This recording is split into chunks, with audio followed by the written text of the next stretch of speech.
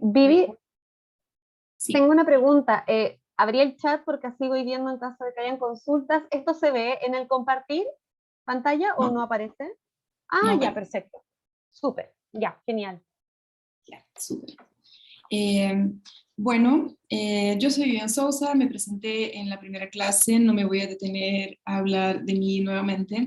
Quiero partir directamente entonces con presentarles un poquito el contexto y la propuesta de la clase de hoy. Y antes de eso decirles que, bueno, ya tienen nuestros contactos, mi correo, les vuelvo a poner ahí en la pantalla, porque si bien lo que vamos a hacer hoy es un repaso más o menos general sobre el tema de la interseccionalidad, este es un campo de estudio súper amplio y sé que muchos de ustedes, o tengo fe que muchos de ustedes se van a interesar por seguir profundizando en el tema, entonces desde luego me pongo a su disposición para apoyar con bibliografía, pues, con lo que requieran en este sentido, ¿no?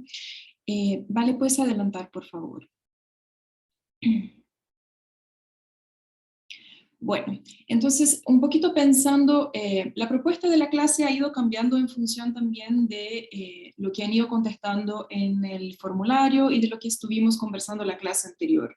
En primer lugar, lo que entendí de este grupo, si bien tenemos 200 tantas personas inscritas, solo 104 respondieron el cuestionario, me parece que aún así es algo representativo de que, un 75% de nosotros tenemos conocimientos más bien básicos sobre el tema de la interseccionalidad y más o menos una cuarta parte que ya tiene como un dominio mayor en el tema. También mucho de las expectativas, los intereses que ustedes han manifestado en tomar el curso tenía que ver con la idea de obtener herramientas, ¿no? Herramientas para pensar el cambio climático, herramientas para pensar el contexto de crisis multidimensional que vivimos, para transversalizar la perspectiva de género interseccional. Entonces, frente a esto, me pareció interesante que esta clase tuviera más bien un abordaje como de claves teóricas y conceptuales acerca de la perspectiva interseccional y no tanto la aplicación de la perspectiva interseccional en investigaciones específicas relacionadas al cambio climático o a la crisis multidimensional civilizatoria que vivimos, porque este es un tema, lo que vamos a hacer en la próxima clase con Macarena es tratar entonces de hacer ensamblaje, ¿no? Terminar de empaquetar, por así decirlo, la propuesta del curso, que también tenemos esta propuesta de un cuarto encuentro en que podemos tener como una discusión y unas actividades para con estas herramientas de los diferentes lugares que vamos conversando y ofreciendo, para que podamos llegar también a esto como aplicado, ¿no? Al tema que nos convoca. Entonces, quisiera partir esta clase con una provocación sobre la necesidad de situar nuestros conocimientos, ¿no? Y la importancia de hacerlo para pensar desde la complejidad. Y luego darles como una introducción a lo que estoy llamando de perspectiva interseccional crítica, ¿no? Y algunas claves para pensar qué es y cómo podemos, ¿no? Construir análisis y construir prácticas y construir reflexiones desde esta propuesta de la interseccionalidad crítica. Y por fin vamos a conversar un poquito sobre categorías, cómo pensamos este tema de las categorías, son tantas cosas las que hay que agregar, etcétera, y eso nos puede generar como un poco de una sensación de abrumación, ¿no? Pero vamos a conversar entonces de ello al final de la clase y vamos a tener un espacio también para discutir. Adelante, vale, por favor. Entonces, yo les había separado un video que vamos a dejar el enlace en el Classroom y que quería mostrarte 3 minutos, que es la introducción del documental de esta señora que se llama Donna Haraway. Donna Haraway es una bióloga, filósofa de la ciencia, pues intelectual, pensadora estadounidense, y ella tiene como varias reflexiones que provocan a este pensamiento moderno que Valentina nos estuvo presentando y mostrando en la clase anterior, y un poco sacar de lugar esta idea de una objetividad científica, ¿no? Y me parece que eso es muy interesante para pensar justamente todos estos temas que tienen que ver con el cambio climático, con la crisis multidimensional, con la crisis civilizatoria, porque hay una serie de discursos que provienen de las ciencias como más duras, y sé que muchos de aquí son ingenieros, geógrafos, que están trabajando más bien con temas, no sé, geografía física, y que hay sí un cuerpo de conocimiento que viene como desde estas disciplinas más, pues, menos, menos humanistas, y que me parece interesante como tensionar el concepto de objetividad científica también en diálogo con este cuerpo de conocimiento, ¿no? Entonces, en esa introducción del documental de Donna Haraway, que no voy a mostrar porque está difícil hacer con que funcionara, etcétera, pero les voy a contar en breve un poco el relato, ¿no? Son 3 minutos esta introducción, y lo que ella está contando es que de repente fue a hacer una charla en Princeton, una cosa así, y que empezó a darse cuenta de que toda la gente tenía como una sonrisa muy perfecta, ¿no? Y que todos tenían sus sonrisas así como súper correctas y rectas y todo. Y que eso le empezó a generar como ruido, y por curiosidad, de curiosa que es, fue buscar sobre la historia de la ortodoncia, como, porque su pregunta era definitivamente, o sea, ¿en qué momento se dan cuenta que tienen que parar de hacer ajustes los ortodoncistas, ¿no?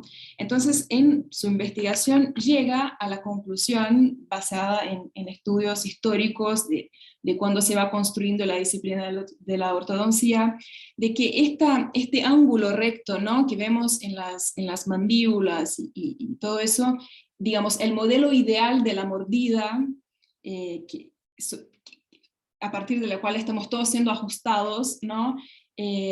Este modelo ideal nunca existió realmente en ninguna especie de ser humano que vivió en la faz de la Tierra. Este modelo de mordida ideal solo existió en las esculturas de la Grecia antigua. Entonces, es como una anécdota que me parece que, bueno, ella lo cuenta mucho mejor que yo en todo caso, da cuenta de pensar que hay algunos criterios que nos parecen demasiado técnicos, incuestionables, y que a veces no lo son. Cuando entramos a investigar y a picar, vemos que la ciencia, como ella dice, es un texto que es discutible y es un campo de poder y un campo de disputa, ¿no? Entonces, me pareció interesante reflexionar con ustedes que están como más involucrados en los temas específicos que tienen que ver con disputas territoriales, grandes proyectos, temas que tienen que ver con la sequía, con los aluviones, etcétera. ¿Quiénes producen estos criterios técnicos que dan cuenta, ¿no?, de este momento tan paradigmático en que estamos viviendo, ¿no? ¿Por qué inquietudes están movilizadas las personas que están construyendo estos criterios que parecieran ser tan técnicos, pero que si miramos desde esa perspectiva, puede que no sean tan así, ¿no? Y ahí lo que creo que nos trae Donna Haraway con esta idea de los conocimientos situados es pensar que este pensamiento moderno que crea finalmente, ¿no?, la disciplina científica, lo que está haciendo es siempre mantener esta división entre lo que es racional y lo que está fuera del mundo racional, ¿no? Vale, puedes adelantar una y después te voy a pedir que vuelva rapidito. La diapositiva, por favor.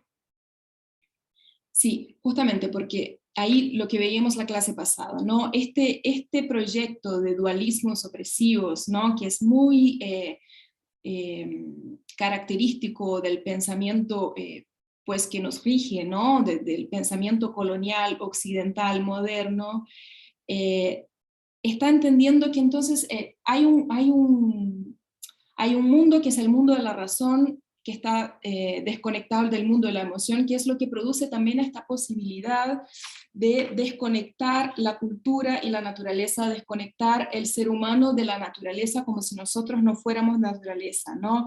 Que posibilita entonces mirar a nuestro alrededor y ver las cosas en términos de recursos y no en términos de bienes comunes, por ejemplo, ¿no? Esta categorización del pensamiento es muy característica de la ciencia moderna. ¿Puedes devolver, Vale, la anterior, por favor? La anterior, esa. Entonces, la propuesta de los conocimientos situados tiene que ver con un cuestionamiento de la ciencia, no desde la anticiencia, que está muy de moda con el tema de, pues, de las vacunas y la tierra plana y todo eso, sino que con una búsqueda de tensionar este pensamiento científico, buscando darle una real objetividad, ¿no? Entonces, porque esta supuesta objetividad de la ciencia en realidad lo que está haciendo es proponer un cuerpo de conocimiento que no es encarnado, ¿no? Entonces, proponer un conjunto de ideas y de conocimiento que no parte de ningún lugar. No hay sujeto que enuncia este conocimiento, ¿no? Y esto en realidad es una operación de poder, nos va a decir Donna Haraway y tantos otros, ¿no? Una operación de poder que tiene que ver con que el sujeto que puede nombrar el mundo no se está nombrando a sí mismo, ¿no? En esta operación de nombrar el mundo y decir cuáles son los criterios para entender el bienestar o qué tiene que ser considerado en términos del progreso de los países, el desarrollo, etcétera, ¿no? Este sujeto en general es un sujeto altamente privilegiado y que justamente se escondería detrás de esta supuesta objetividad científica para seguir entonces no teniendo que nombrarse a sí mismo, ¿no? Entonces, para Donna Haraway la idea de buscar una objetividad real en la ciencia es entender que toda objetividad va a ser va a partir de un lugar específico que tiene que ser nombrado y va a ser una perspectiva parcial, ¿no? Entonces, por eso ella dice que la objetividad feminista, porque se inscribe desde ahí, ¿no? Desde los estudios feministas, pues varias corrientes, que no voy a entrar tanto en este tema aquí, la objetividad feminista significaría simplemente conocimientos situados. Y con eso tratar de entender que el que no se enuncia de ninguna parte, el que está oculto, no puede ser llamado a responsabilidad, es irresponsable, ¿no? El conocimiento que no se sitúa es irresponsable porque no puede ser convocado a rendir cuentas sobre lo que está planteando. Entonces, este ejercicio de situarnos en nuestras apuestas de intervención en los contextos comunitarios, en los contextos de conflictos, en una temática específica, etcétera, es muy importante, no como un ejercicio de simplemente reconocer privilegios, pero de ser consecuente con la posición que asumimos, ¿no? En estas relaciones de poder y producir conocimiento, producir acciones de cambio, de búsqueda, ¿no? De lucha contra las injusticias, que sea consecuente con la posición que asumimos. Y me parece que ese es ¿Vivi? una suerte de... Sí. Tenemos un comentario muy interesante de Hilda, quien dice, Lev, bueno, me imagino que es Enrique Lev, el ¿Sí? economista, bueno, dice en las conferencias nos dedicamos a declamar. Nos falta mirar tanto dentro de sí como del contexto, más allá de la razón. Es necesario integrar diferentes saberes y sentires desde la transdisciplinariedad sin jerarquías. Sí, excelente. Eso, ¿no? Esta búsqueda de ser consecuentes realmente con el lugar desde donde producimos conocimiento, producimos acciones, producimos intervenciones, ¿no? No estamos hablando desde una plataforma que está por sobre el mundo, estamos en el mundo, estamos localizados. Entonces, entiendo eso como una especie de imperativo ético feminista, ¿no? Y que convoco a todas y todas que estamos involucrados, que estamos interesados en estos temas, que partamos desde este lugar, ¿no? En nuestras propuestas de involucramiento con, pues con todo, con investigaciones, con comunidades, en acciones específicas, con proyectos, etcétera, siempre situándonos y situando de dónde estamos hablando y desde dónde estamos viendo el mundo. Y mientras más heterogénea sea la situación en que nos encontramos en tanto equipo de trabajo, más miradas parciales ricas vamos a tener, ¿no? Para construir una posibilidad de lectura y de intervención más consecuente también con los objetivos que vamos a construir. ¿Puedes adelantar, Vale? esa sería como la siguiente, una primera invitación, ¿no? Pensar desde los conocimientos situados. Y ahora quiero entrar ya en la discusión más específica sobre la interseccionalidad, también porque parte de la discusión sobre la complejidad, sobre la interseccionalidad, surge también de la mano de esto que fue en los 80, estas teóricas que estaban pensando la teoría del punto de vista feminista, mucho desde la academia gringa y todo. Ahí estaba Patricia Hill Collins pensando con Donna Haraway. Entonces, una de las hiebras que podemos tirar, ¿no?, para pensar en este enredado de contribuciones que ha generado el surgimiento de la categoría interseccionalidad, tiene también el origen en la teoría del punto de vista feminista, en este cuestionamiento, ¿no?, de la ciencia, de esta posición de objetividad, neutralidad supuesta, que en realidad lo que está haciendo es esconder las relaciones de poder, ¿no? Bueno, quisiera partir con el contexto de surgimiento del término, porque es muy común que veamos en intervenciones, en proyectos, en investigaciones que trabajan desde la perspectiva interseccional, una mención a Kimberlé Crenshaw, que fue definitivamente quien acuñó la palabra interseccionalidad. En general, este texto de 1989, y vamos para adelante y ya estamos haciendo el análisis y toda la definición. Y me parece que es muy importante como entender de dónde surge, entendiendo que, y sé que tenemos muchos abogados, abogadas, personas que están estudiando derecho, que este contexto surge en los estudios críticos del derecho precisamente, ¿no?, en Estados Unidos.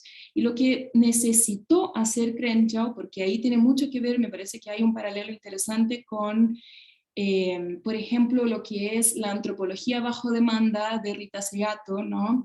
En realidad, Crenshaw tenía como una demanda de trabajadoras estadounidenses, afroamericanas, que estaban viviendo situación de acoso laboral en su local de trabajo. Y la jurisprudencia que existía en este entonces solo le permitía mirar a la situación de acoso laboral de género y acoso laboral, discriminación racial. Entonces lo que la Corte le pedía era, presente el caso como un tema de género o como un tema racial.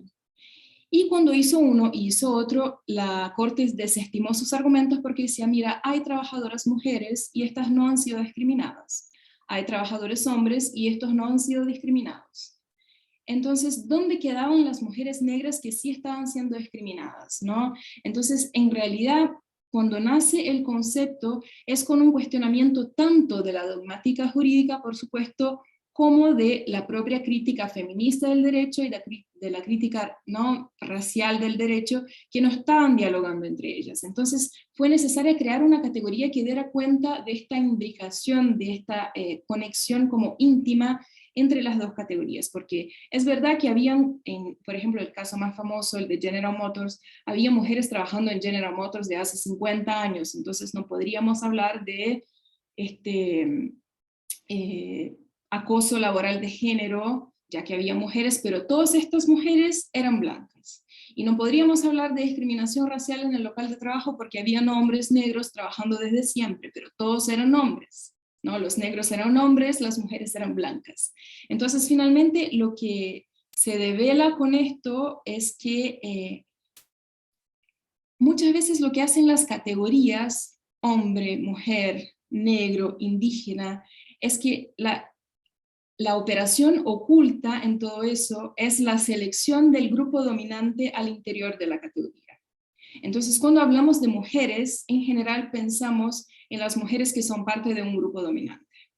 Y ahí, para las otras mujeres, ponemos caracterización. Ah, son las mujeres rurales, son las mujeres indígenas, son las mujeres que no tienen estudios, pero las mujeres, sin ningún adjetivo, ¿quiénes serán estas, no? No son las mujeres indígenas, no son las mujeres afrodescendientes, ¿no? Entonces, en general son las mujeres blancas, urbanas, con escolaridad, etcétera, etcétera, ¿no? Son el grupo dominante dentro de la categoría.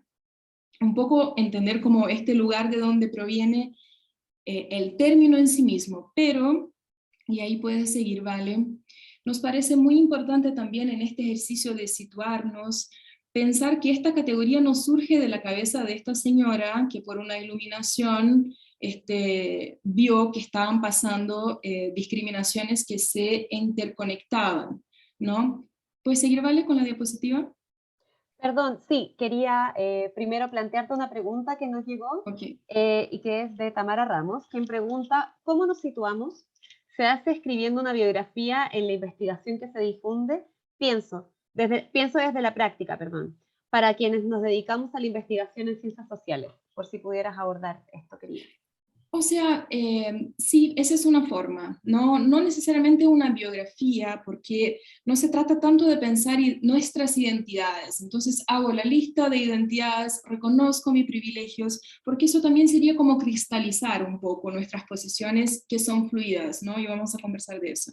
Tienen que ver con nuestras posiciones contextuales en relación a lo que estamos estudiando específicamente, ¿no? A nuestras experiencias, nuestros recorridos de vida. Sé que no es muy común en algunas tradiciones académicas que la persona que escribe se esté poniendo en primera persona, pero yo cada vez más veo eso ocurrir, ¿no? Estoy acompañando a una estudiante de doctorado en México que el comité de tesis le pide, por favor, tenemos que verte, ¿no? En el texto.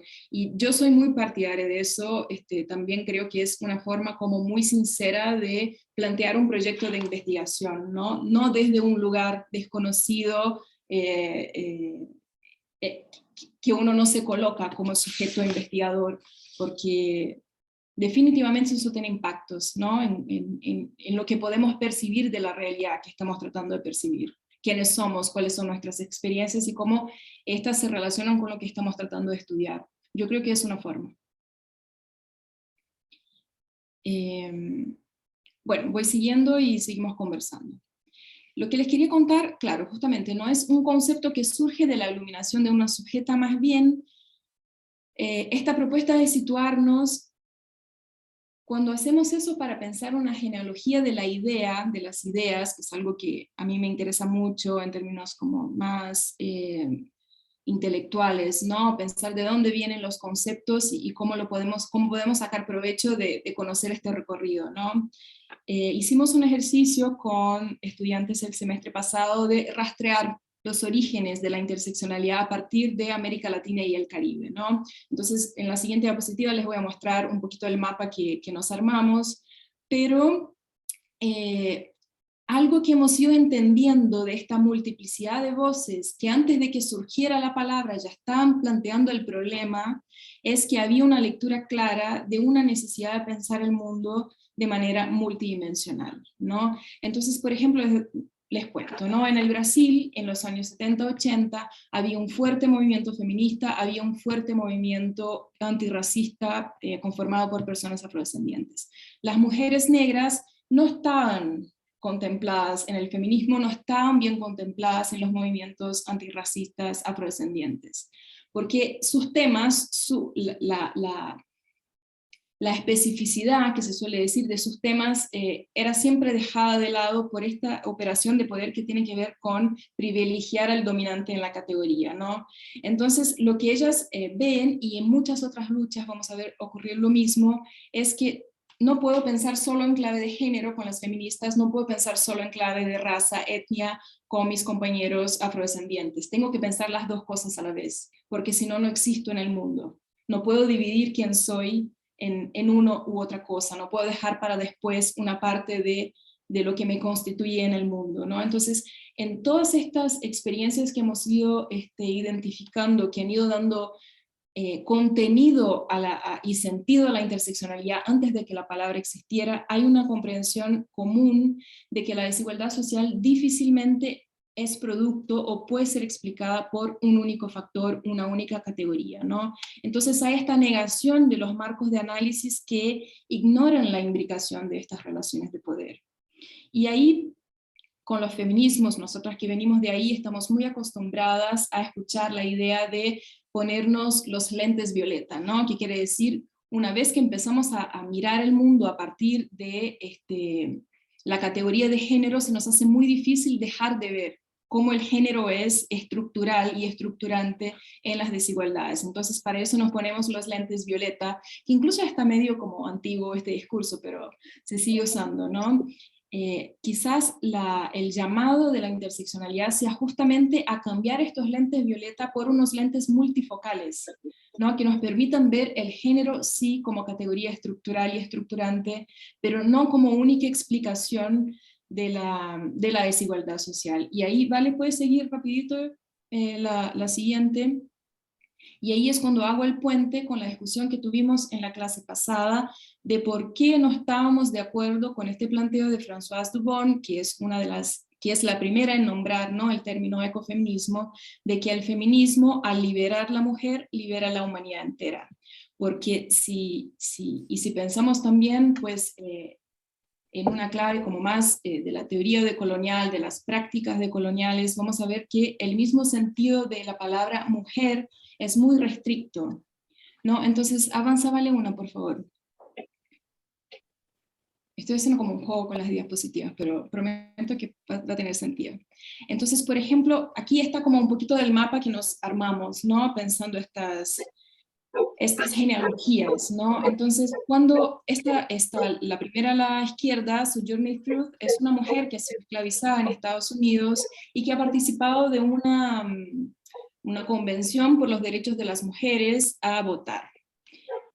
Entonces, ahí los hombres que estaban presentes decían, no, ustedes señoras no pueden votar porque son frágiles, les tienen que ayudar a subir los carruajes, ustedes no pueden trabajar, ustedes, ¿sabes qué?, no pueden participar de la vida pública, ustedes no se pueden hacer cargo de ustedes mismas, no. Y entonces ella viene y tiene un discurso muy potente que quienes no lo conocen, referencia muy importante para tener buenas conversaciones, este discurso de Sojourner Truth, que se llama ¿Acaso soy una mujer? Entonces ella dice, bueno, a mí nadie nunca me ayuda a bajar, subir de carruajes, yo trabajo, recojo más algodón que todos mis compañeros hombres, cuando tengo comida como mucho más que todos ellos, tuve no sé cuántos hijos, los vi todos siendo vendidos a la esclavitud, ¿acaso no soy yo una mujer? No, no me encajo en esta definición que tienen ustedes de mujer, ¿acaso no soy yo una mujer?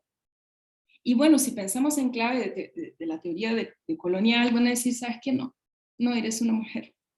Porque esta idea de lo que es una mujer también está muy restringida. Y puedes volver, Vale, atrás rapidito. Otra. Eso. Es una noción muy estrecha, ¿no? Y supuestamente universal. Entonces hoy día, claro, estamos todos muy acostumbrados a hablar de feminismos interseccionales y que las mujeres somos diversas y todo más, pero efectivamente si pensamos, no sé, desde la perspectiva de las políticas públicas, seguimos diseñando sujetos universales que están como muy anclados en el urbano, el que tiene acceso a servicios, el que tiene acceso a información. Seguimos entonces en un modelo de mujer-hombre universal que está marcado por una racialidad no marcada, ¿no? Que está marcado por capacidades físicas que no tienen ninguna disrupción, ¿no? Entonces, un poco esta idea de que hablar solo de una categoría no nos va a dar cuenta, ¿no? Estamos invisibilizando todo un mundo de qué es finalmente el mundo real, ¿no? Entonces hay una cita de Carla Cotirene, que es una, pues, teórica feminista brasileña, que justamente lo que está diciendo es que privilegiar al género para responder a los procesos de subordinación de las mujeres sería equivalente a suprimir la real condición femenina, porque no somos solo mujeres, no sufrimos solo con la discriminación de género, el patriarcado, etcétera, ¿no? Es posible pensar la desigualdad de género desentrañada de otras formas fundamentales de desigualdad. Nosotras creemos que no. Y avanza 2, Vale, para este mapita. Solo terminar de contarles, bueno, ahí tenemos a múltiples voces y faltan muchas, y tenemos como un ejercicio muy bonito, una biblioteca de referencias de la interseccionalidad, y pensar que hay muchas formas de trabajar la interseccionalidad. Hay una corriente como más europea, que tiene más que ver como, y perdona si me estoy yendo muy a lo teórico, es una Voy a tratar de simplificarlo de acá para adelante, pero un último comentario como más cabezón. Una corriente como más en boga en Europa, que tiene mucho que ver con los postestructuralismos, que está muy pensada, y ahí están Florian Tinas, Niraj Yuval Davis, Aftar Bra, abajo, a la izquierda, que está muy relacionada en pensar las identidades de los sujetos, ¿no? Y las identidades múltiples, y cómo van cambiando en el contexto, en el tiempo. Y es cierto que, por eso decimos ahí en este cuadrito, que la interseccionalidad es un espacio de diálogo productivo y diálogo crítico y conflicto productivo. Hay diferentes versiones de lo que se entiende por interseccionalidad. Entonces, acá lo que estamos planteando es una idea de interseccionalidad crítica, que ya les voy a contar más en detalle de qué se trata en la diapositiva siguiente, por favor, vale. Eso. Entonces, esta idea de interseccionalidad crítica que estamos levantando como muy de la mano de Patricia Hill Collins, Silma Birch, y otras autoras latinoamericanas, afroamericanas, tiene que ver con pensar no solo las categorías que identifican a los sujetos. Entonces ahí tenemos como una multiplicidad de categorías para pensar que los sujetos somos diversos, que tenemos como miles de identidades, que estas identidades además cambian en el tiempo, cambian en el espacio, cambian en las relaciones, pero no es solo eso, o sea, se trata de ver que hay diferentes niveles, ¿no?, en que estas identidades o que en estos sistemas actúan, ¿no? Entonces tal vez, y ahí les digo, tal vez los niveles como más, los polos de estos niveles sean los más visibles, ¿no? Entonces podemos ver los macrosistemas y los grandes sistemas de opresión. Entonces sabemos que el patriarcado, el racismo, el especismo, el etarismo, ¿no?, estos grandes sistemas de opresiones, racismo, etcétera, están en un lado, y sabemos cómo las identidades también tienen finalmente dan cuenta de cómo sentimos, ¿no?, los efectos de estos sistemas de opresión en la vida cotidiana, ¿no? El hecho de que seamos mujeres, de que tengamos o no capacidades funcionales para el sistema capitalista, de que tengamos un determinado color de piel, que seamos personas cis o trans, etc. Pero además de estos dos polos que estamos pensando, ¿no?, los macrosistemas de opresión, llámese patriarcado, racismo, especismo, etc., y cómo las identidades que tenemos los sujetos, ¿no?, van a dar cuenta de cómo se nos cruzan estos ejes. Hay una serie de factores que están entre medio, y yo creo que ahí hay mucho que podemos aprovechar en este debate para pensar las disputas en los territorios, ¿no?, lo que están viviendo comunidades que están siendo acechadas o acosadas por megaproyectos de infraestructura, qué sé yo, ¿no?, que tienen que ver con características de los territorios, características de la comunidad, características de las relaciones directas que se crean en un contexto, ¿no? Entonces, por eso insisto tanto en que veamos más allá de los macrosistemas y más allá de las identidades, ¿no? Entonces, en términos de construir análisis, sean para investigaciones, sean para tener como una línea de base para proyectos de intervención directa en territorios con comunidades, me parece que es muy importante no irnos en la volada de describir infinitamente las categorías de las personas. Son personas racializadas, y también hay personas de la comunidad LGBT. Está bien, eso es importante, pero la interseccionalidad no es solo eso.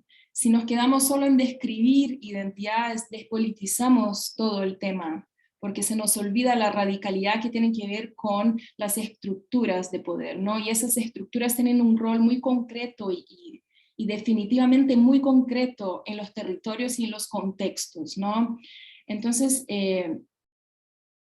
un poco pensar, no sé si tal vez estoy como un poco dando vuelta, pero pensar que, claro, es importante que identifiquemos estos sistemas de opresión, que creo que conocemos la mayoría y que sabemos nombrarlos, identificarlos, y que también sabemos identificar y nombrar categorías y y características de los individuos, poner un acento también sobre los contextos y cómo podemos leer los contextos en clave interseccional. Y ahí les puedo decir, por ejemplo, para caracterizar un contexto específico, entender si, este es un ejemplo de los temas que trabajo, ¿no? En temas relacionados con violencia contra las mujeres.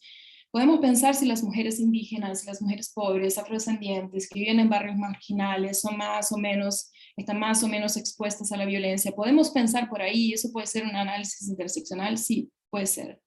Pero, ¿qué tantas otras informaciones nos traerían el contexto de pensar la comunidad en que vive esta persona? Tiene dinámicas de crimen organizado, tienen disputas territoriales, tiene oferta de servicio de los estados, del Estado, ¿no? Tiene como un tejido social que funciona, tiene redes de mujeres. Entonces, estos factores también juegan un rol, además de ser una mujer pobre indígena, ser una mujer que vive en un barrio marginal, ¿no? Entonces, pensar que también la comunidad y las comunidades y los contextos y las relaciones que las personas van construyendo a lo largo de su vida, también pueden ser fuente de mucha información valiosa para construir una interpretación y un análisis de la realidad en clave interseccional. Entonces, para ir adelantando con esta diapositiva, pues una propuesta de Patricia Hugh Collins es de pensar justamente la idea de un sistema de opresiones entrelazadas. Entonces no habría realmente una opresión que fuera anterior a la otra.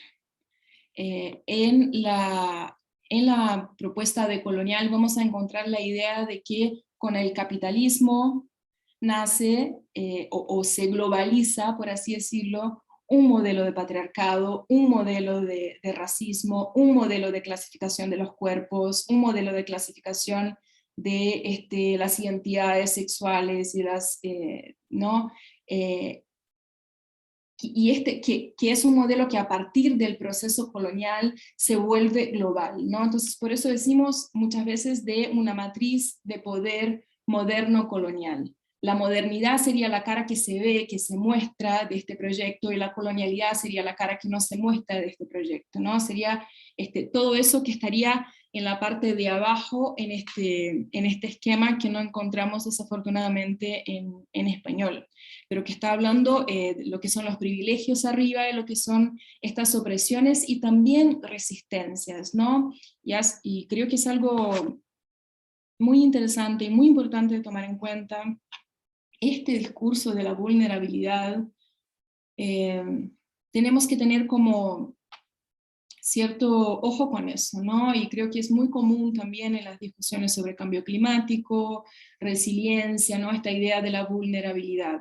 Entonces, cómo de repente nosotros terminamos cristalizando a grupos y poblaciones en esta categoría de lo vulnerable, de la vulnerabilidad, y no les damos como el privilegio de la perspectiva parcial, como dice Patricia Hugh Collins, ¿no? Estar en esta posición de subordinación muchas veces permite a estos sujetos ver el mundo de forma tan más amplia que los sujetos que están en el lado de arriba o en la cara que se muestra de todo eso, ¿no? Que estamos viendo simplemente el mundo desde aquí, los sujetos que están pasando por situaciones de opresión pueden ver el mundo desde una mirada más amplia, más ancha. Entonces, por supuesto que hay procesos de vulnerabilización, ¿no? A partir de cómo operan estos ejes de desigualdad que conforman finalmente esta matriz de opresiones entrelazadas, ¿no? Pero esta idea de la vulnerabilidad como algo cristalizado en determinados grupos sociales les quita finalmente agencia, ¿no? A poblaciones enteras, y en el trabajo con comunidades eso es algo que definitivamente tenemos que tratar de evitar, ¿no? Porque finalmente lo que estamos haciendo es potenciar, ¿no? Desde las herramientas que tenemos, la agencia de estas mismas comunidades, ¿no? Entonces, desde esta mirada estaríamos trabajando como con una perspectiva en que existe un sistema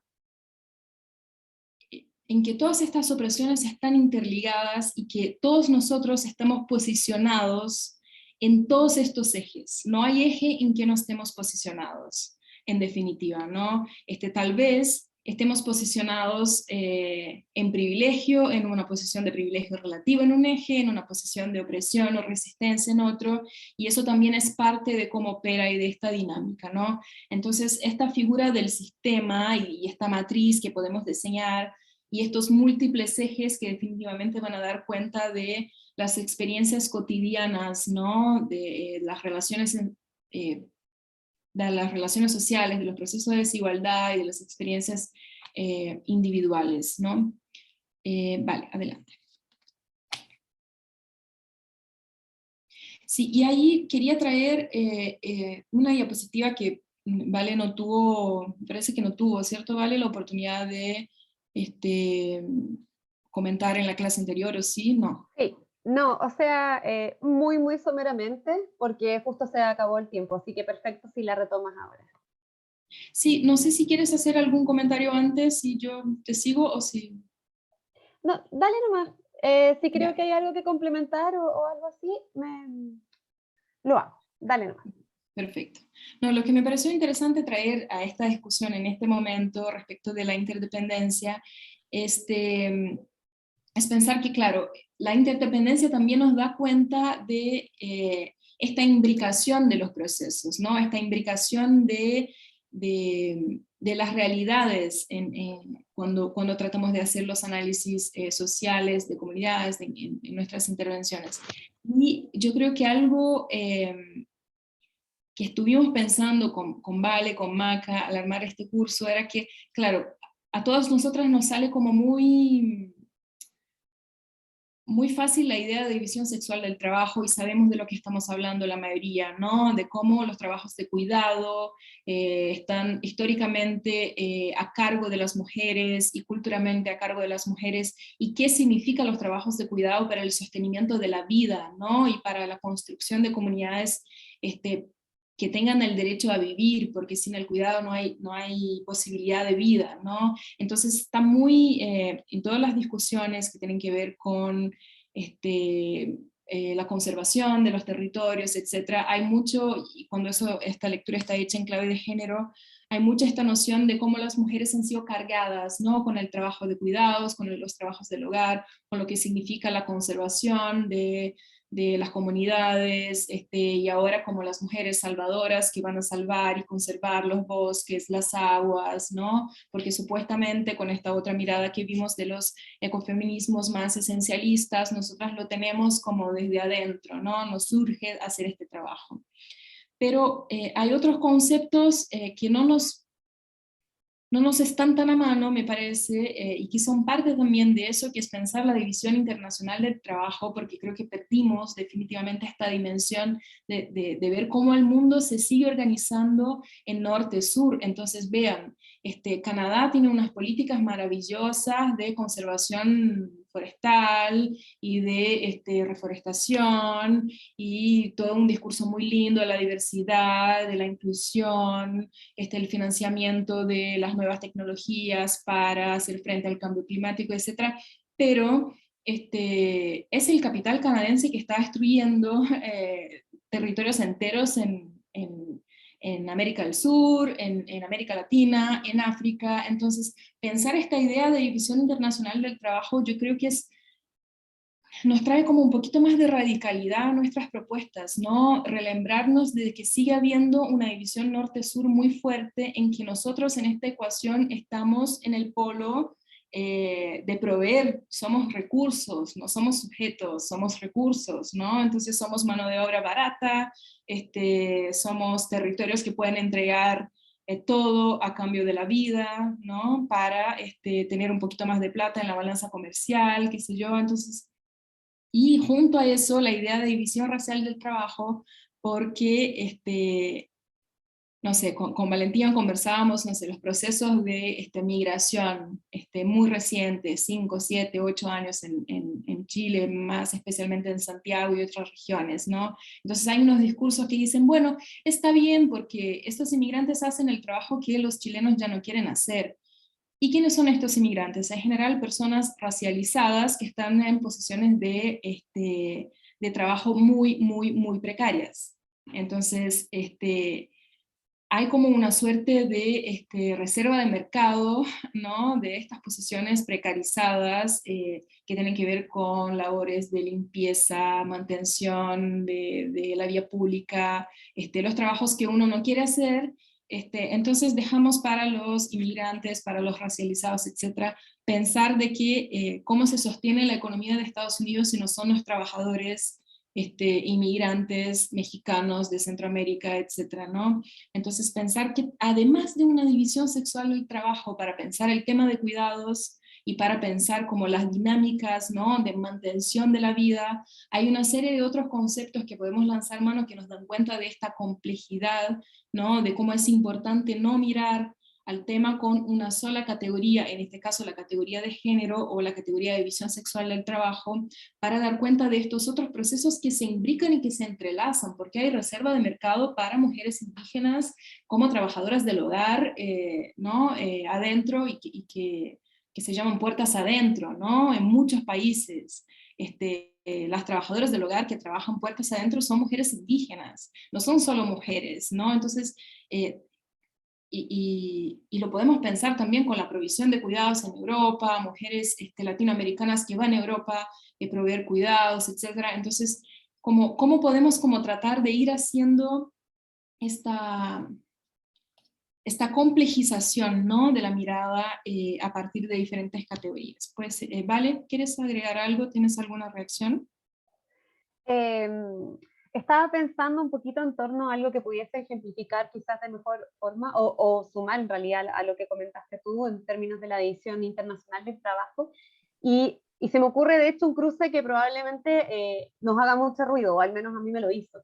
Yo no sé si, bueno, muchas personas acá me imagino que son consumidoras, por ejemplo, de la marca Not Mayo, Not no sé cuánto, bueno, no todo. Resulta que ahí pasan hartas cosas, porque precisamente esta marca que se vende un poquito vinculada, no sé, a productos veganos, que muchas personas asociamos también a una dieta más vinculada a ser ecológicamente más sostenible, a propósito de del no consumo, evidentemente, de carne, que por cierto quiero dejar en claro que de hecho es la carne industrial uno de los principales emisores de gas metano en el mundo, pero más allá de eso, y que por cierto eso no es un juicio al consumo de carne, sino la forma de cómo se consume, esta industria se deslocalizó. Y este concepto de la deslocalización desde la geografía precisamente se entiende como la relocalización de las industrias, ya que no solamente tengan impactos indeseados para el territorio, sino que en función de esta misma deslocalización podríamos preguntarnos, por ejemplo, si bajaron los precios a propósito de que algo se deslocalizó, ¿qué territorio entonces sufre las consecuencias de esto? ¿O qué cuerpos pagan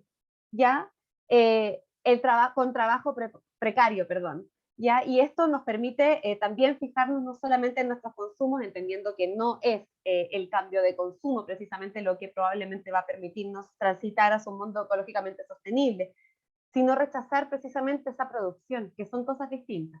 ¿Ya? Y yo creo que esto, o sea, es en todo, ¿no? Tiene que ver precisamente con el proceso de globalización, o sea, con la globalización, con el mercado internacional, pero lo podemos ver en muchas cosas. Y solo también para decir que voy a colgar en el Classroom un video que de hecho ejemplifica muy bien el tema de la división internacional del trabajo. Pero eso quería aportar. Excelente, Vale, muchas gracias. ¿Podemos seguir?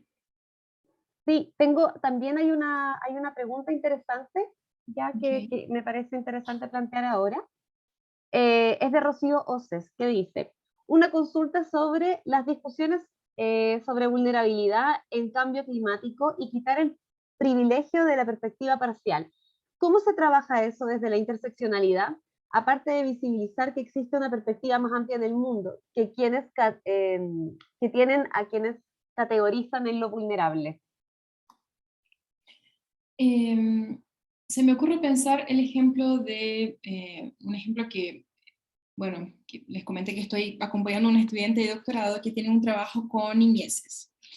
Y en general lo que vemos es un discurso de cómo protegemos a la infancia, cómo protegemos a la niñez, a las niñas, a los niños, a las niñas. y nunca entendimos qué realmente significa para las niñas estar protegidos, vivir bien, vivir en un contexto decente, seguro, agradable, ¿no? Simplemente creamos una idea de nuestras cabezas adultas de cómo es el mundo a partir de esta mirada que tenemos, que ve el mundo desde ahí y que ofrece a las niñas una categoría de protección y también les decimos cómo tienen que ser niñas y que no pueden eso y que no pueden aquello. Y de repente, cuando me contaba esta colega, Ayelena Amigo se llama, sobre su investigación, era como escuchar realmente qué dicen las niñas con quienes ellas trabajan, nos da cuenta de que tienen como una visión muy especial sobre las dinámicas, por ejemplo, de violencia en sus comunidades, que nosotras como personas adultas, estudiadas, llenas de categorías para analizar, no podemos alcanzar, ¿no? Entonces, no sé tanto, qué tanto podría contestarte, Rocío, sino más que contarte como algunas experiencias, ¿no? Yo creo que la idea de este privilegio de la perspectiva parcial tiene que ver con eso, con no cristalizar la vulnerabilidad como una característica innata de determinados grupos, ¿no? Como entender que a partir de situaciones de vulnerabilización más bien se pueden producir como comprensiones de mundo que nosotros no atingimos, que alcanzamos, si es que no estamos en estas posiciones. Entonces, plantear salidas o resoluciones a los problemas de desarrollo, como se suele hablar desde los organismos internacionales y los financiadores internacionales, etcétera, sin realmente tomar como prioridad lo que dicen las personas que sufren de los problemas del desarrollo, es un absurdo porque nosotros no, definitivamente, y eso estoy convencida, no podemos ver. O sea, es un ejercicio constante de ir sacando de encima estos privilegios enteros que nos constituyen como sujetos, y el tema del adultocentrismo para mí cada vez me parece como algo más fundamental, así, y muy difícil de desarmar, porque aparte como no ha ganado el espacio que han ganado otros debates, entonces creo que estamos como un poquito atrás aún todavía en este tema. Eh, entonces, un poco por ahí pensaría, o sea, podemos seguir discutiendo cómo se hace, pero en todo caso no sé si habrá como una receta, pero eso, descristalizar yo diría a partir de ahí, ¿no? Esta posición de la vulnerabilidad y entender que ella como la situación de vulnerabilidad puede generar como es lo que puede generar finalmente, ¿no? Una comprensión real de un contexto, ¿no? Que se suma luego a las herramientas que venimos trayendo desde otros lados, etcétera, para construir como comprensiones y propuestas, pero nunca solo desde afuera, ¿no? Vivi, Kevin Albarrán tiene un comentario que quería leer y dice, creo que Silvia Federici quien critica esta idea de que el Estado pague el trabajo reproductivo y de cuidado porque quienes han realizado ese trabajo y siguen son las mujeres negras que se quedarían realizando esa labor sin la oportunidad de realizar otras cosas. Entonces, más bien debería buscarse otra solución. Sí, excelente comentario. Yo creo que se trata de eso, ¿no? Y eh, bueno, un otro ejemplo que en esta misma línea que les voy a dar y rapidito porque hay como una parte muy importante de la clase y nos queda media hora. Eh,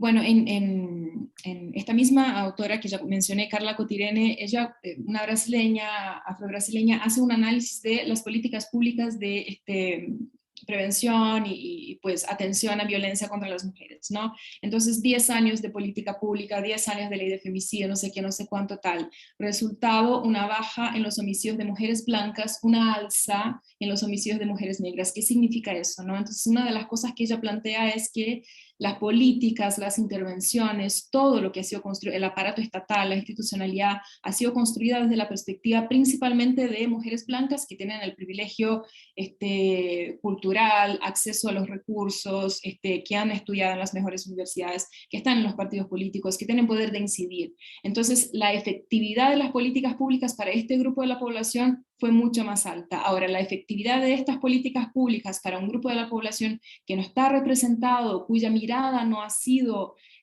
fundamental para el diseño de soluciones, finalmente lo que pasa es que empeora el problema, ¿no? Entonces, estas soluciones que muchas veces creemos que pueden abarcar todo, son tramposas, ¿no? Entonces, este ejemplo que trae también del trabajo reproductivo y de cuidados me parece que va más o menos en esta misma línea. Bueno, seguimos. Ok. Ya, y aquí quiero dejarles como algunas, como una suerte de sistematización de supuestos o ideas clave de esto que estamos llamando de interseccionalidad crítica. Y de nuevo, interseccionalidad crítica porque no basta con enunciarla y decir estamos trabajando en perspectiva interseccional, aquí está clase, aquí está raza, aquí está género, punto. No, no queremos solo analizar, ¿no? Tenemos que, además de situarnos como sujeto en esta ecuación, tener un compromiso con el fin de las relaciones de dominación. No estamos simplemente haciendo análisis porque sí, ¿no? Estamos haciendo análisis multidimensionales, complejos, que nos exigen como una cantidad de trabajo de comprensión, de dificultad de comprensión, no porque queremos entender el mundo y ser los más inteligentes, sino que porque queremos como aproximarnos cada vez más de cómo funcionan, de cómo operan las relaciones de poder para ir tratando de desarmarlas, ¿no? Entonces, cuando les digo que la interseccionalidad no es un modelo adictivo, tiene que ver finalmente con esta idea de que mujeres doble, triplemente exploradas, doble, triplemente discriminadas. Como les decía al comienzo, la idea como de apilar categorías no, esta suma de categorías no llega al todo, porque las categorías en sí mismas son heterogéneas. Entonces, si entendemos que las categorías, cada una de las categorías, en realidad lo que está haciendo es describir al elemento privilegiado en este grupo, vemos que no sirve apilar categorías. Entonces ese es el caso de justamente que llevó al surgimiento del término interseccionalidad. Tenemos jurisprudencia para proteger a mujeres, tenemos jurisprudencia para proteger a personas negras, no tenemos jurisprudencia que proteja a mujeres afrodescendientes. Entonces no sirve sumar una y otra jurisprudencia, tenemos que crear una tercera, ¿no? O más bien una otra forma de pensar que no es sumando categorías, sino que entendiendo la compleja relación entre ellas, ¿no? Y entender que las categorías, o sea, las operaciones de poder establecidas van a tratar de seleccionar al dominante en el grupo, y me mantengo como muy firme en esta postura porque me parece que eso es muy importante tener en cuenta, sobre todo lo que estamos trabajando con política pública, ¿no? Pero también las tenemos que ver de manera como que son abiertas, que las tenemos que llenar de sentido, disputar las categorías finalmente. No es porque mujer siempre dice de las mujeres blancas que vamos a dejar de pensar en las mujeres, en la categoría mujeres, ¿no? Y en eso, pensando que para entender, para trabajar desde la interseccionalidad crítica, vamos a analizar las relaciones de poder en clave multidimensional, está claro que habrá múltiples categorías en juego al momento de pensar, ¿no? O múltiples ejes de desigualdad, hay muchas formas de llamarle, al momento de pensar una realidad concreta en un contexto concreto. Y estas múltiples categorías no necesariamente tienen una jerarquía entre sí, y ni hay una jerarquía previamente establecida. Pero sí es posible que haya una jerarquía, sí es posible que una o dos o tres categorías sean más importantes que otras categorías en un contexto específico. ¿Cómo definimos cuál es la más importante, cuál es la más relevante, si hay una jerarquía entre categorías? A partir de un análisis absolutamente anclado en el contexto, y eso vamos a ver en la diapositiva siguiente, y vamos a seguir hablando de eso. Entonces, claro, ahí digo, debe ser utilizada en función del contexto, y vamos a, pero vuelve un ratito, vale, ya pasamos a la siguiente. Entonces, aquí algunas ideas, ¿no? Claro, entonces estoy tirando algunas cosas y luego sintetizamos en la siguiente. La interseccionalidad crítica considera a la diversidad de los sujetos y de sus experiencias, ¿no? Comprende que los sujetos son afectados por relaciones de poder simultáneamente de manera negativa y positiva. Y bueno, hay muchos ejemplos que les puedo dar. Hay un ejercicio muy interesante que hicimos una vez, bueno, hace poquito en un taller que dimos presencial sobre esto mismo, que tenía que ver con pensar cómo nuestras identidades van adquiriendo diferentes significados en diferentes territorios en un mismo día, ¿no? Entonces, por ejemplo, una de las personas que estaba participando con nosotras en el taller, nos contaba que en su barrio, su mamá es como la yerbatera del barrio. Entonces, que todo el mundo le tiene súper en cuenta, en consideración, todo el mundo le saluda en el barrio, ella es como la hija de la señora a que todo el mundo va a visitar cuando no se siente bien, de una persona que tiene como un saber que es muy valorado en la comunidad. Entonces, el ser hija de la yerbatera tiene un significado absolutamente positivo en el contexto en que vive. Pero luego ella estudiaba enfermería. En la universidad, cuando ella decía que era hija de la ribatera y empezaba como a tirar un poco de lo que era la experiencia de trabajar con las hierbas de su mamá, no sé qué, eso le significaba una posición de desprestigio. La gente como que no la creía, la empezaba a llamar bruja y no sé cuánto, y entonces como una misma, y es un ejemplo como medio caricatural tal vez, ¿no? Porque es como deja muy en claro las diferentes valoraciones que el saber científico médico puede tener frente a los saberes tradicionales populares, ¿no?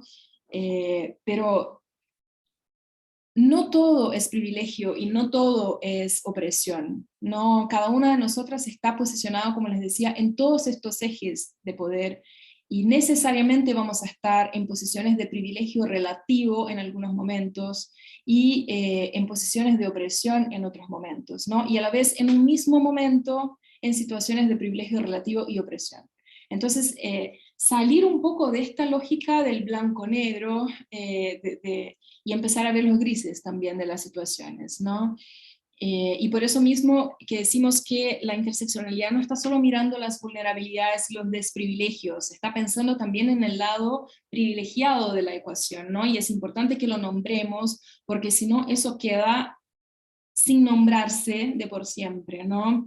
Y bueno, eso que les contaba de los diferentes niveles de análisis, pensar más allá de las estructuras y de los individuos, pensar todo eso que está en el medio y hacer el juego, la interrelación entre todo esto. Y la última diapositiva para ir cerrando y conversar un poquito. Siempre está como esta discusión de ya, pero entonces ¿cuáles son las categorías que tenemos que agregar? ¿No? Ya sabemos que el género, ya sabemos que no sé qué, no sé cuánto. Bueno, una primera cuestión es que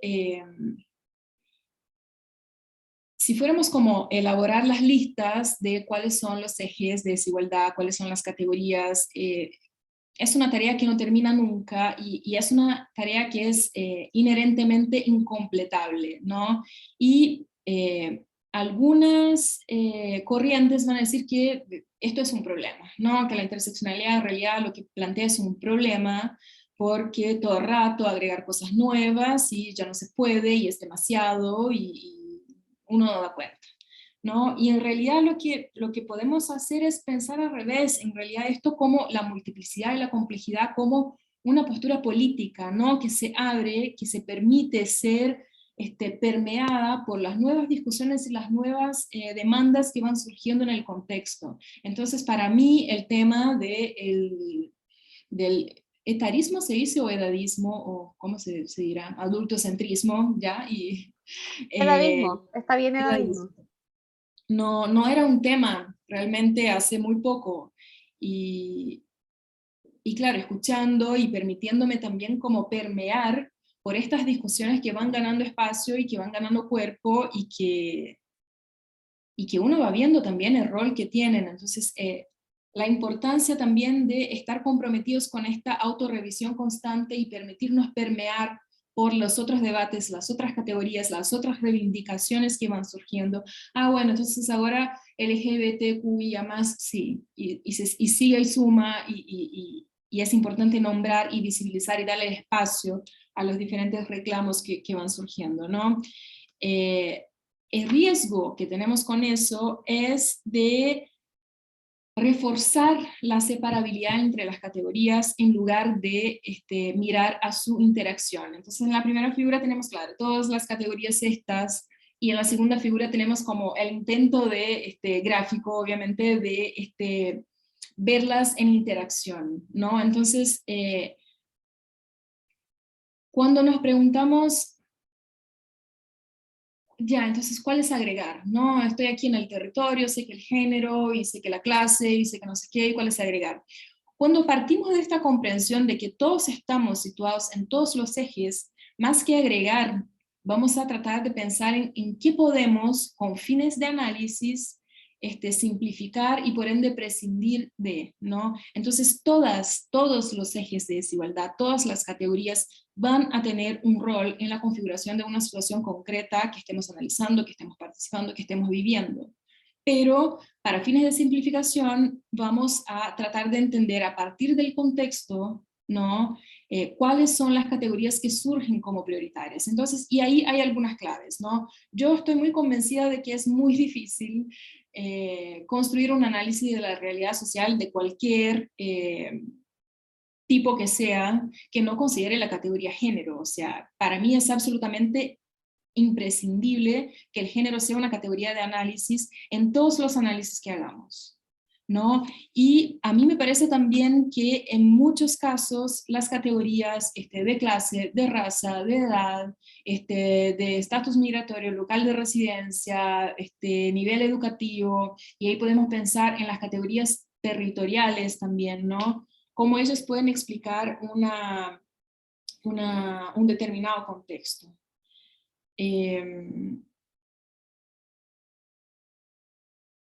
Bueno, yo creo que podemos conversar un poquito, tenemos 20 minutos todavía y hasta ahí me quedaría, y tal vez lo debiera haber dicho al principio, pero en todo caso esto es como un conocimiento en construcción, entonces si de repente no tengo las respuestas, tratemos de buscarlas juntos. Eso, muchas gracias. Muchas gracias, Vivi. Voy a dejar de compartir. ¿Te parece? Ok. Ay, no, Dios mío. No sé qué estoy apretando. Ahí sí, súper. Ahí volvimos todas. Todas. Súper. Bueno, Ya. habían algunas preguntas en el chat. Dame un segundito que voy a encontrar por ahí. Bueno, Fernanda Gutiérrez mencionaba que el edadismo también considera a las personas mayores a quienes también se les desplaza por no responder a la idea de adulto productivo funcional. Me parece un muy buen comentario. Recuerdo que por aquí Michelle había hecho una pregunta que me parece... Un segundito. Ahí. Ella se refería o preguntaba cuando estabas introduciendo el concepto de la interseccionalidad y dice, ¿quieres decir que las mujeres blancas tienen más dominancia en relación al impacto de tomar decisiones en prácticas académicas o jurídicas, o entendí mal? A ver, estoy buscando la pregunta para leerla, pero si entendí lo que entendí, parece que la respuesta es sí. ¿Puedes repetir la pregunta, Vale? Sí, dice, ¿quieres decir que las mujeres blancas tienen más dominancia en relación al impacto de tomar decisiones en prácticas académicas o jurídicas, o entendí mal? Yo lo tomo, o cuando yo leí la pregunta lo entendí más en el plan de la autonomía de toma de decisiones, la verdad. Ya, o como en la capacidad de agencia, ¿cachai? Y claro, la respuesta es sí. Sí, O pero sea, no sé si sí, la pero persona quiere tomar el micrófono y hacer un sí, comentario. Michelle, si es que estás por ahí, ¿nos podrías desarrollar un poquito más el comentario y la Hola, pregunta? Hola, Michelle. ¿qué tal? Buenas noches, un gusto. Sí, no, no, que lo que pregunté, posteriormente vos lo respondiste con todo lo que compartiste, que sí, que hay lo que me refería era cómo impacta en las políticas públicas o la participación de mujeres blancas es mayor que la de el resto. Eso es lo que yo interpreto de Claro. lo que compartiste. ¿Es correcto? Sí, es correcto, ¿no? Porque también y bueno, nos vamos como un poco por otro lado, pero también creo que tiene este tema de la representación política tiene un impacto también en las discusiones que tienen que ver con cambio climático y pues todo lo que está relacionado, ¿no? Porque ahora estamos como hablando de democracias paritarias y con mucha fuerza, y eso es como una base mínima a la cual tenemos que aspirar y luchar y mantener. Pero importante también pensar que esta paridad, que en esta paridad no estén representadas las mismas mujeres y no tengan todas las mismas caras, ¿no? Porque si no estamos haciendo justamente la operación de poder tradicional clásica, la mantención del status quo en cierta medida, ¿no? Rompemos con el género, y por eso decimos que no estábamos de acuerdo con Dubón, porque si salvamos a las mujeres no estamos salvando a todo el mundo, porque podemos estar salvando a un grupo muy específico, privilegiado y además demográficamente minoritario de mujeres, ¿no? Y creo que esta idea del grupo demográficamente minoritario es muy interesante para pensar, para tensionar un poco esta categoría de género, ¿no? Como de repente, si miramos como esta visión que estábamos teniendo como, ¿no? Norte-sur y esta división internacional del trabajo, cómo hay mujeres que son demográficamente minoritarias en el mundo, que están en una posición de privilegio, pero por encima de la mayor parte de los hombres del mundo entero. Y obvio que hay relaciones de poder patriarcales, que estos hombres van a tener privilegios relativos en relación a estas mujeres demográficamente minoritarias en situaciones de poder y privilegio muy grande. Y eso no quita, ¿no?, la tensión y la simultaneidad de las relaciones de poder y de los privilegios contextuales y relativos, ¿no? Pero en términos de acceso a derechos, ¿no?, para resumirlo, ¿no?, acceso a una vida digna, hay un grupo muy minoritario de mujeres que tienen mucho más acceso que la mayor parte de los hombres del mundo, y por eso insistimos que la categoría de género no va a dar cuenta de leer esta complejidad, ¿no? Y siempre va a haber un análisis de género que hacer en toda situación, y probablemente va a ser muy, muy, muy relevante, pero que también nos podemos quedar como cojitos de las otras patas que son importantes si nos quedamos con esta mirada. Tenemos otra pregunta también de Rocío Oces. No sé si te gustaría, Rocío, hacerla a viva voz. Si es que estás por ahí, si no la puedo leer sin problema, pero solo en caso de que quisieras hacerlo. Sí, que la puedes leer tú, pero porque ahora quizá me escucho bien, pero he estado como media pegada en la clase, así que... Ok, no hay problema. Vale, la leo entonces. Dice, en la última parte no me quedó muy claro, al darnos cuenta que estamos situados en todos los ejes de opresión, ¿podemos saber mucho mejor qué agregar o prescindir? ¿Eso era? A ver, pues quizás poder poner de nuevo la última diapositiva. Ok. Sí, al darnos cuenta de que estamos situados en todos los ejes de opresión, de desigualdad, podemos saber mucho mejor qué agregar o prescindir. Eso era, a ver, yo creo que más bien esta noción de que ¿Esta? partir de esta noción, no, la última. Gracias. ¿Esa es la última? Esa es la última. Esa. Esa, sí, la 7. Ah, ya, ok, Gracias. ok. Sí. Yo creo Ahí que va. partir de esta comprensión de que todos estamos situados en todos estos ejes, ¿no? Lo que nos va a hacer entender es que no partimos sumando categorías, ¿no? Porque en realidad todas están. Entonces es un poco la respuesta a esta pregunta: ¿agregamos categorías o prescindimos de categorías, ¿no? Entonces ese razonamiento de que estamos todos situados en todos los ejes, lo que nos da cuenta es que más bien la tarea intelectual, ¿no?, en el análisis debiera de ser, en lugar de sumar, restar, ¿no?, en función del contexto, en función de lo que vemos que gana mayor relevancia en un contexto específico, ¿no? Entonces tal vez, a ver, ¿qué podría pensar? Todavía, por ejemplo, no encontramos una trascendencia en el análisis de esta comunidad específica con la que está trabajando esta estudiante que está haciendo un análisis sobre las niñas en México, en una comunidad específica, la trascendencia de la categoría étnica racial. Todavía no la encontramos. No, sabemos que tiene un rol y que tiene unas afectaciones, pero en los límites de la investigación que ella está planteando, esta categoría todavía no ganó una trascendencia. Entonces, sabemos que está ahí, pero no es al momento una de las categorías centrales con la que ella está trabajando, por ejemplo, ¿no? Entonces, creo que esta idea de saber que estamos todos situados tiene que ver con entender que la operación no es sumar, ¿no? No sé si me explico y si Rocío puedes entender por ahí, o si quedan como...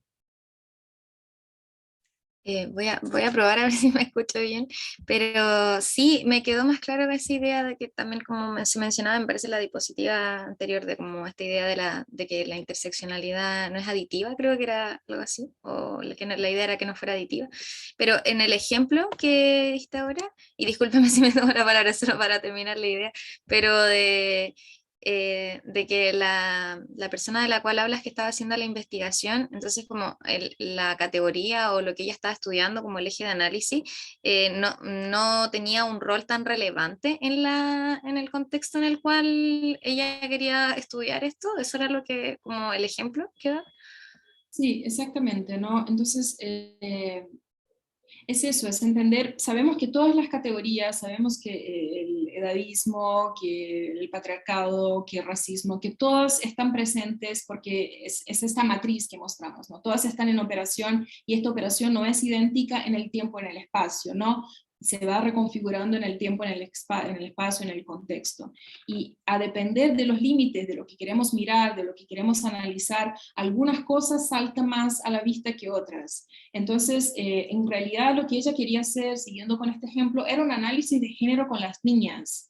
Y entonces empezó a decir, ¿sabes qué? Es muy diferente trabajar con niñas y jóvenes que trabajar con mujeres adultas. Entonces, parece que tienen que agregar una otra, ¿no? Un otro eje una otra categoría a mi análisis. Y de hecho, así llegó al seminario que damos sobre interseccionalidad, ¿no? Un poco tratando de encontrar herramientas de cómo abordar un tema que ella pensó que podía resolver o abordar con una sola categoría y se dio cuenta que no podía, ¿no? Entonces ahora está trabajando fundamentalmente con dos categorías porque todavía no encontró la trascendencia y la relevancia de otras en el contexto específico, pero sabidamente que existe, pero tal vez no sea como... no sea lo más trascendente finalmente, ¿no? En un contexto u otro. Y eso es solo como convivir y vivir en el contexto, vivir el contexto y partir del contexto y los territorios, cómo se mueven. Y yo creo que tengo mucha pues ilusión de la clase de Macarena, también cómo vamos a tratar de ir hilando como todas estas ideas, ¿no? En las experiencias concretas que nos va a contar Maca, pues que ha estado acompañando, que ha estado documentando, y cómo se han ido como apropiando de unas u otras categorías en función de los contextos específicos, las comunidades, ¿no? Las experiencias de organización, etc. Vi, tenemos una pregunta que es muy interesante, de Lili González, y dice lo siguiente: ¿cuál es la mayor complejidad que presenta la interseccionalidad para la elaboración, implementación y evaluación de políticas públicas? ¡Wow! ¿Puedo decir algo? Probablemente la profundidad, o sea, evidentemente la profundidad es mayor, pero yo que por lo menos el reconocimiento de los privilegios y la voluntad política en esa complejidad y en esa apuesta. Claro. Dale nomás. Quería Claro, decir no, eso. o sea, Lili, no sé si tengo la respuesta de la mayor complejidad. Yo creo que parte de que la disciplina de políticas públicas, ¿no? La forma como se construye políticas públicas todavía tiene mucha dificultad de salirse de esta idea de un sujeto ideal beneficiario de la política, ¿no? Y realmente concebir la diversidad y la multiplicidad de situaciones de los sujetos que están involucrados. Es como la simplificación que se requiere para la operacionalización. Entonces, lo que sí te puedo decir es que lo más complejo de toda esta discusión de la interseccionalidad es efectivamente su operacionalización en las políticas públicas, a mi juicio, ¿no? Entonces, hay todo un campo extremadamente desarrollado que tiene que ver con los debates teórico-conceptuales, metodológicos, de la interseccionalidad aplicada a las investigaciones, a los análisis, pero ya cuando tratamos de ocupar esta herramienta en clave de política pública, estamos todos medio golpeándonos la cabeza contra el muro, y hay algunos manuales interesantes, hay algunas cosas que han estado saliendo. Tengo yo muchas ganas de involucrarme como más a fondo con el tema, porque me parece que es una deuda que tenemos con esta idea, ¿no? Poder hacerla más aplicable y apostar por eso y disputar el Estado como también más allá de estas concepciones liberales de la interseccionalidad que van a decir, ay, bueno, no sé, el gabinete de Canadá, qué lindo, tiene como mujeres, pero tiene personas con discapacidad, tiene un indio, no sé qué, o no sé cuánto. Entonces, eso no es interseccionalidad en la política pública, eso no es la interseccionalidad en el mundo público, ¿no? Eso es como una visión muy liberal y lavada y cero radical de lo que podría ser la interseccionalidad, ¿no? Entonces hay una deuda muy grande con la aplicación de esta propuesta en la política pública, pero estoy disponible para compartirte el material que tengo al respecto. Querida, no Sí, sé si voy a podemos... Perdón, interrumpí a alguien. No. Yo decía que Ya. ahí vi un comentario que decía que se pueden compartir. Perfecto, lo compartimos ahí en el Classroom. Sí. Tenemos también otro comentario de Michelle, te lo voy a leer. Dice, están todas, me imagino que las categorías interrelacionadas entre sí, sí, todas esas categorías, desde mi humilde interpretación. Siento que estamos conversando desde un lenguaje descriptivo netamente, y eso crea también barreras en un desarrollo humano que lo que trae de resultado es no lograr transformar realidades. Sostengo que la oportunidad de cambio y mejora es lograr minimizar las categorías descriptivas y comenzar a crear un lenguaje más generativo, independiente de la profundidad y complejidad que implica el tema. Simplificando ese lenguaje podremos bajar esas barreras y generar mayor igualdad para todos. O sea, yo creo que vas al grano, Michelle, y es como un poco la sensación que me queda también después de clases como introductorias como esta. Estamos tratando de abarcar como en 1 hora y media el desarrollo teórico-conceptual de 35, 40 años de discusiones de los movimientos sociales en la academia. Entonces, y concuerdo con esta sensación de que podemos quedarnos con esta sensación como de mucha descripción, y no un poco el énfasis también que trataba de hacer hacia el final, que quiero reforzar, es esta idea de, en lugar de sumar tantas categorías y estar describiendo infinitamente, más vale como tratar de entender estas relaciones, cómo se relacionan las categorías y cómo esto provocan efectos concretos en las vidas de las personas, ¿no? Que no son efectos puramente de género o que son efectos puramente relacionados a vivir en un territorio disputado por proyectos extractivos, ¿no? Que es en realidad el vivir en territorios disputados por proyectos extractivos siendo mujer, ¿no? Es como esta interrelación es más importante a mi ver irse a eso cuando tenemos una propuesta interseccional crítica, que estarnos ahí en la descripción de la 1.000.000 de categorías, porque eso es justamente la crítica, una de las críticas que se le hace, ¿no? a la interseccionalidad. Bueno, están describiendo mucho, no están cambiando la realidad en nada. O sea, ya me cansé, ¿no? Entonces, y eso también, una crítica muy válida, entonces te agradezco mucho que la traiga, y yo creo que también es parte de nuestros esfuerzos de irnos como enmarcando cada vez más en la radicalidad de la propuesta, ¿no? Que no está en la descripción infinita de los sujetos, sino que entender como la imbricación de estos factores que tienen como un rol trascendente en el contexto. Súper. Acabo de compartir de nuevo el link de Classroom. Le pido a todas las personas que están aquí, que son 70, 72, que por favor ingresen, revisen si pueden ingresar. Les aprovecho de mencionar que los correos institucionales en muchos casos no están funcionando, de algunas universidades y también de algunos, me imagino que son trabajos, no sé, como, bueno, correo institucional, para que me escriban por interno y por último traten de ingresar con otro correo, idealmente de Gmail o algo así. Pero la idea es que en este espacio podamos ir colaborando y comunicándonos entre todos. Hemos puesto ahí también, bueno, la clase pasada con el PPT, también va a quedar hoy la clase, bueno, en cuanto FIMA suba a sus plataformas, vamos a poder compartir también el link en esta misma, en esta misma página, pero también porque dejamos un foro ya de presentación, que la idea es que ustedes puedan conocerse e intercambiar. Vi también la semana pasada que se habían tratado algunas personas de intercambiar los teléfonos para mantenerse en contacto y me parece súper interesante hacerlo. Así que idealmente y un poco haciendo esta práctica de lo que hablamos hoy día, de un poco del reconocernos de forma situada, quizás sería interesante también escribir un poquito eso, quiénes somos, ya de dónde venimos, cuáles son nuestros intereses, por qué estamos aquí, y por ahí también, como les decía, contactarnos. Quería dar ese aviso. Sí, un último aviso, acá está Maca, ¿verdad? Macarena, la próxima clase será tuya, ¿nos puedes contar un poquito?